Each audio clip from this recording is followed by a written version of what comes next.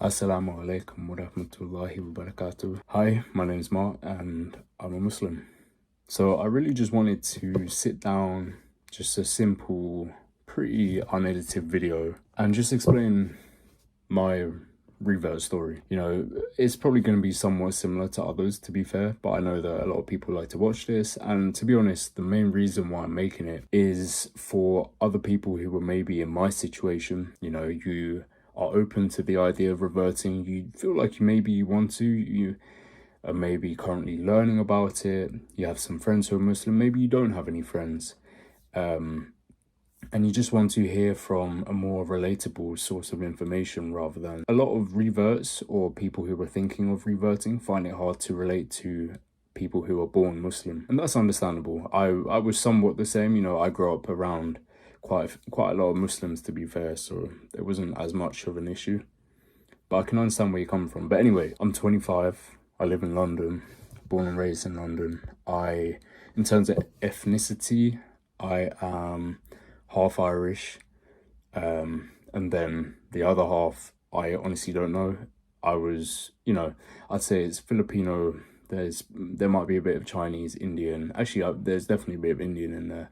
Might be some Chinese and Spanish, but I'm not too sure. I need to do one of those 23andMe test kits or whatever. But yeah, so I grew up Christian. I grew up in a gospel church, actually. Attended Sunday school. Absolutely hated it. I sometimes attended a Catholic church as well.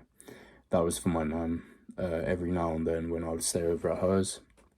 And I attended a Church of England's primary school. So my upbringing was very much focused on Christianity. And I would say, you know, having so much focus on it and not really understanding why am I doing, you know, this and that, I don't think that's the right way to do it. I think the best way to do it is by leading by example, and I didn't feel like I got that in Christianity at all.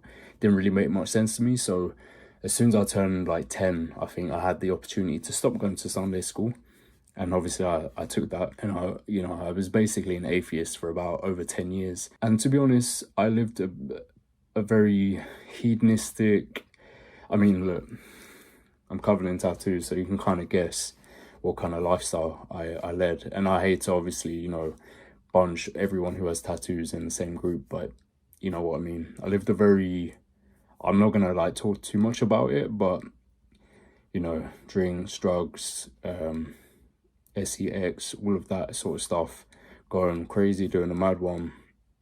And I know I you know, it is a sin for me to admit all of this stuff for Allah, but you know, I just want to paint a picture, and I want you to know that, you know, if you're currently living that lifestyle, there is another way to go, for sure. So yeah, so I was early 20s, just living a crazy lifestyle, man. I took a trip to Portugal all by myself. I went and got this tattoo sleeve.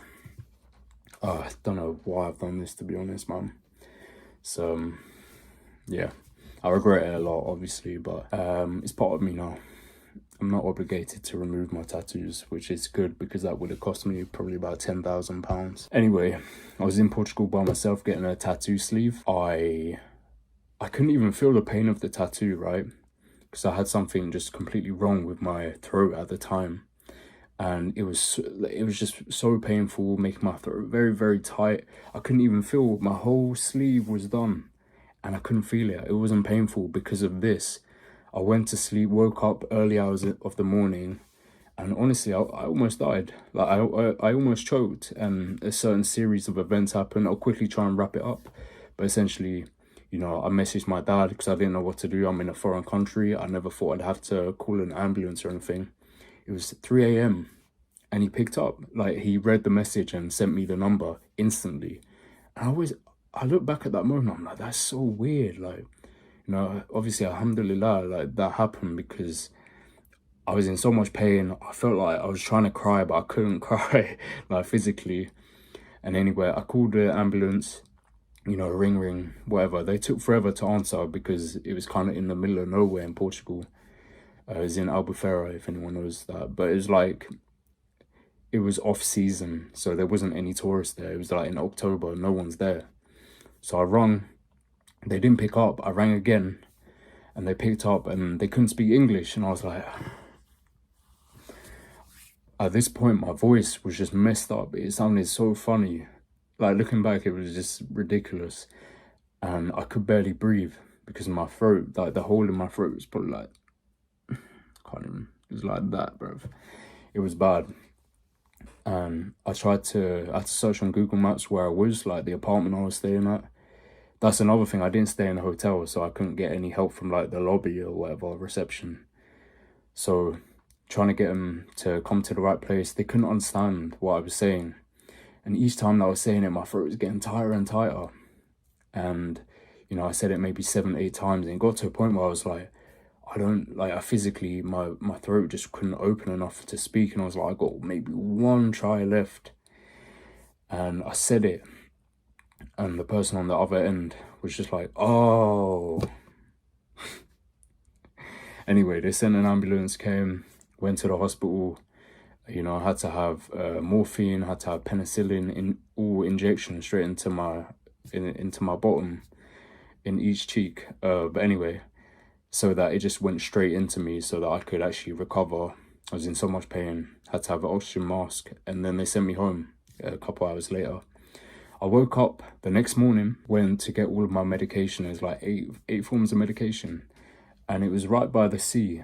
And right after that, I walked all the way to the sea, well, the beach. I found a bench and I sat down, and I just looked into the sky, and I looked into the sea, and I was just like, I felt something. I know it sounds ridiculous, it honestly does. And to be honest, if I hadn't experienced that and someone told me the same story, I'd be thinking like, what are you on about? But it felt different. And ever since that moment, I genuinely thought there must be a higher power, because the events that happened that night, it was just too, like my dad being awake at that time, he's never awake at that time, and instantly replying with exactly the information that I needed. The hospital not picking up first, and then finally picking up, and then not understanding exactly what I was saying. And then on my last breath, what it felt like my last breath, they understood. And then, you know, all of, yeah, it was just, alhamdulillah. But yeah, that next morning, I just knew there was a higher power. I just knew it. And I turned to Christianity. I turned back to Christianity because it's all that I knew. It's all that I knew. And even, I'm not even going to say it, but I got a certain tattoo, or like my friends will know, got a certain tattoo, and it's related to Christianity, which I need to get removed. But yeah, so then I explored that for a little bit. But once again, it just didn't make any sense to me. It just didn't. You know, the whole, I'm not going to go into too much, but the whole, you know, 3 gods, or like 3 forms of God and that kind of thing, and Jesus being God when, you know, obviously is a prophet, things along those lines, like, you know, the Bible not being written anywhere near the time of these events happening, and they were written by people who weren't even there.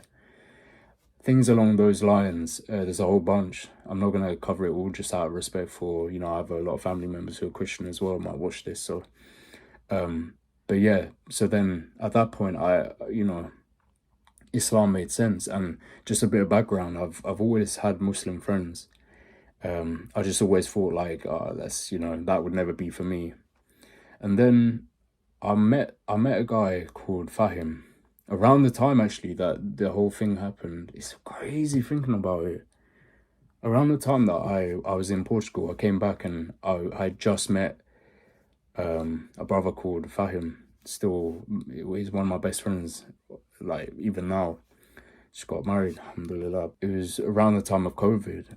It was the restrictions were starting to ease, so we'd go on walks, and he'd slowly start teaching me about it. And at the time, you know, I wasn't really like focusing on it, but I was absorbing this information, and it was just interesting because I'd had Muslim friends before, but they never really taught me about Islam. I knew you know, little bits here and there, but he would really, you know, this is a practicing brother, you know, he would tell me a lot of relatable things, and he would word it in a way where it was easy for me to understand. So anyway, this is like a couple of years of him doing this, and he's very persistent, but he wasn't trying to force it down my throat, you know. He was very patient. I tell him stories, you know, very haram stories, stuff for Allah. I shouldn't even mention it to him. Such a practicing man, but he was very patient, and he led by example instead of trying to force it down my throat. He led a life where I was like, wow, this, you know, this guy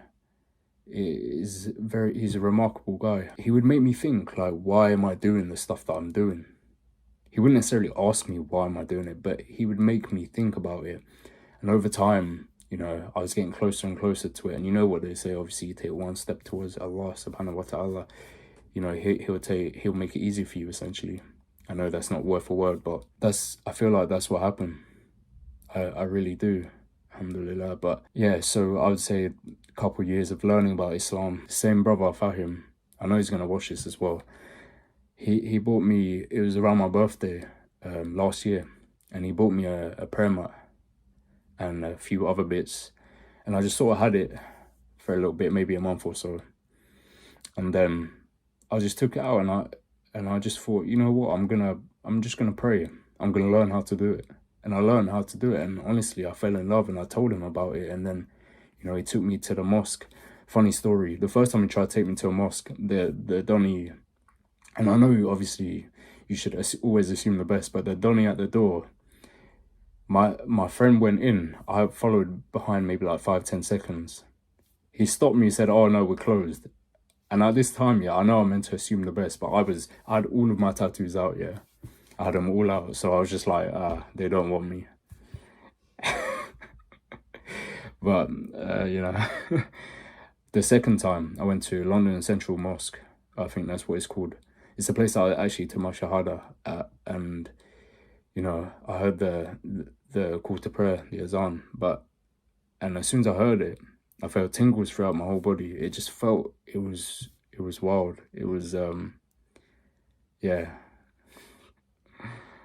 and that was special. But I think ever since then, you know, at the start when I was contemplating taking my Shahada, saying the Shahada, I was really questioning it, because I was like, how you know, the lifestyle that I live, how am I going to adapt it to live as a practicing Muslim? Because if I'm going to do it, I'm going to do it properly, you know, I'm not going to half-ass it. I'm going to try my best, and I wanted to make sure I was doing it with the right intentions. So, you know, I wasn't doing it for certain perks or whatever. And so, anyway, after many emotional talks with my friends just about certain things, which we can cover in another video if you want to, but I was skim over it for this one, and sort of trialing, you know, praying 5 times a day in halal food, those kinds of things, just to sort of ease myself into it.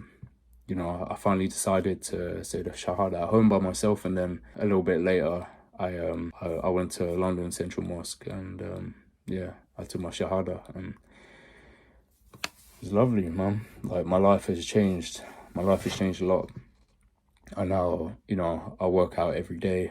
Well, I pray 5 times a day. I get up for Fajr, and right after that, I'm up, innit? I can't go back to sleep, so I'll just go straight to the gym. And that's the one thing, for those of you who are contemplating it, it will improve your life. It will give you some structure. It will give you some discipline. It will give you some purpose. I felt very purposeless. And, you know, at times I still feel like, oh, I should be doing this, I should be doing that.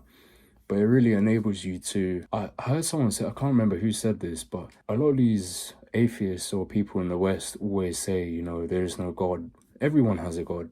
Everyone has a God. Our God is, you know, Allah subhanahu wa ta'ala. But the people's God in the West is social media, is, I don't know, fashion, is music, is the government, is whatever it is, drugs, alcohol, partying. They're all slaves to that. And why not be a slave, essentially, or submit to a God who actually created you and has given you this life? And that's what I really contemplated. I was just like, why am I going to keep partying, keep doing this and that, and doing all this haram stuff, and live a life where I feel purposeless, I feel lazy, I can't work out because I'm hungover, I act a fool when I'm drunk, all of these things. And now I live a good life, man. I really do. And for those of you who are contemplating it, if you're already contemplating it and you're watching this video, just take that as a sign. There's no compulsion, obviously. You don't have to do it. There's not gonna be anyone who's gonna force you to do it. But if you're already here, it's just a sign. Remember, take one step closer and He'll make it easier for you, or easier at least. Just trying to think if there's anything else that I missed out. Obviously, I have other Muslim friends who helped me along the way. 100%. I may as well give them a shout out now. Obviously, Ismail, Firas, Zubair, Moise as well, Shoaib, Aaron. Yeah, I'm just so thankful. So just wanted to share my experience, and hopefully, you know, if you have any questions or anything, or if you're a brother or a sister who's looking to revert, or is considering it, or maybe you have already considered it and you are ready, then just, if you have any questions, I'll be happy to answer. And if I don't know the answer, I can pass on to someone else. But yeah, as I said, I'm very happy that I've reverted, and alhamdulillah, yeah, it's a good life.